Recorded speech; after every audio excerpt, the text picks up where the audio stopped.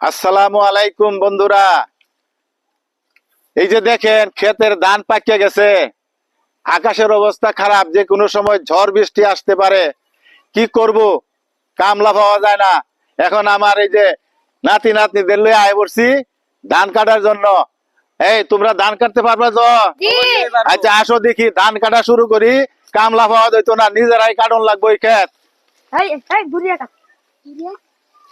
ধান নিজেরাই কাটন লাগবো। হ্যাঁ, আর কামলা লইতাম না, খুঁজ যাবো না।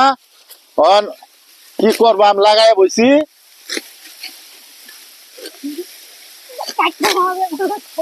এই সুন্দর করে কাটো, এই যে হয় যে এই তো ধান কিভাবে কাটন লাগে, এই যে দাও, এই যে এইভাবে কাটতে হইব ধান।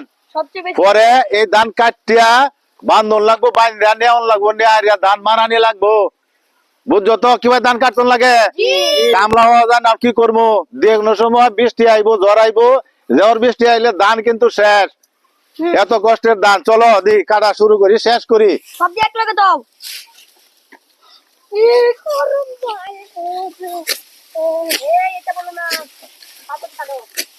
তাড়াতাড়ি কাটো।